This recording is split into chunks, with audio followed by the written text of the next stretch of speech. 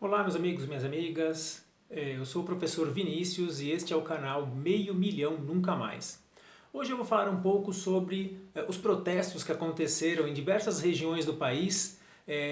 Esses protestos eles têm como mote, né, a resistência aí com relação aos desmandos deste governo que nós estamos tendo aí, ou talvez seja o pior governo da história do Brasil, né, o governo de Jair Bolsonaro.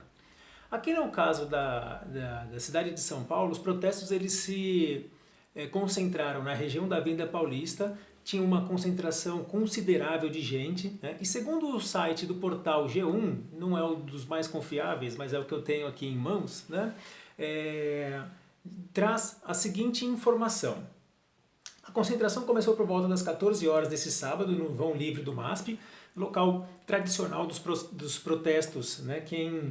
As pessoas que costumam, né, lutar pelos seus direitos, que não ficam caladas quando os seus direitos são cerceados, né? Sabem que é na Avenida Paulista e no vão livre do MASP que se concentram, né, as manifestações. A via foi completamente fechada para o trânsito de veículos por volta das 15 horas e todos os 15 quarteirões da avenida foram fechados para carros. Além do quarteirão do MASP, outros pontos de maior concentração de manifestantes ocorreram na altura do prédio da Fiesp e em frente ao Conjunto Nacional. Um lado interessante que a gente pode notar nessas manifestações é que quando a gente observa, né, o todo, a gente vê que a grande maioria são de camisas vermelhas, né? É um protesto que foi organizado pelos grupos de esquerda, mas não se limitou aos grupos de esquerda, né? Nós podemos observar também bastante pessoas, né, inclusive grupos de pessoas declaradamente do PSDB estavam lá, grupos de evangélicos que são contra o governo Bolsonaro, que entendem que esse presidente ele se utiliza da falácia religiosa para exclusivamente angariar votos, né? Porque quem conhece Jesus Cristo sabe que aquilo que ele professa, né? Nenhum cristão, de fato, nenhum cristão aceitaria, né? Essa questão de voltada à questão da discriminação de gênero, né? Da discriminação sexual, da discriminação racial, né? Isso não é coisa de cristão, né? Então também foi bastante impactante o fato de ter, evidentemente que em um número reduzido, né? Mas de ter evangélicos lá. E também o que o site nos coloca aqui, que por volta das 17 horas o ato começou a se movimentar em direção à Rua da Consolação e aí começou a se dispersar. E esse que é o grande problema, né, desses atos. Né? Assim que os atos já estavam dispersando, é que começaram alguns movimentos, né, violentos. Né? Algumas agências foram depredadas, mas isso não anula de forma absolutamente nenhuma a validade desses protestos. Né? Não é porque tem um ou outro ali que não tem consciência social, né, do que essas atitudes elas podem trazer, né, não significa que o protesto não tenha sido válido. E de certa forma a gente acredita que vai balançar um pouco aí esta petulância que esse governo vem trazendo. Né? Era um grupo grande de pessoas, né? Não saiu em lugar nenhum, né, qual era a quantidade de pessoas, né? A Polícia Militar não faz mais esse levantamento, né? Mas nós podemos observar também o cuidado que existia das pessoas em tentar manter um distanciamento social, embora em algumas regiões nós podemos perceber alguma aglomeração, mas a maioria quase que absoluta, utilizando máscara e utilizando a máscara de forma correta, né? Não usando a máscara embaixo do nariz como muitas pessoas fazem. Um outro ponto que eu gostaria de trazer também, que também não é bacana, né? Houve uma tentativa de colocar fogo na estátua do Borba Gato, na Zona Sul. Bem, a estátua do Borba Gato, sob qualquer aspecto, né, seja ele estético ou a sua representação em si, ela é pavorosa, né?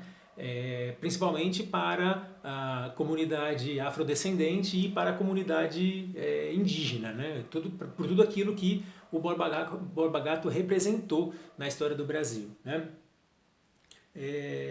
Quem foi o Borba Gato? Foi um bandeirante, né? O bandeirante, de acordo com as narrativas do começo do século XIX e do século XIX e começo do século XX, eles eram vistos como heróis brasileiros porque desbravaram os sertões, e ao desbravar os sertões, ao estimular a ocupação no interior do Brasil, isso acabou então ampliando as fronteiras para além do Tratado de Tordesilhas. Contudo, né, a que custo isso foi feito? Né? De que viviam esses bandeirantes? Eles estavam atrás de riquezas, né, de busca de ouro, né, pedras preciosas, né, mas para financiar esses movimentos, né, essas entradas que são chamadas, eles capturavam os escravizados fugidos, né? Eles invadiam quilombos em alguns casos, né? E capturavam também os nativos da terra, né? Os indígenas, para diversas funções, para a escravização e para as reduções. O que são as reduções? As reduções eram locais em que a cultura original dos nativos era um projeto que existia, né, de eliminação da cultura local.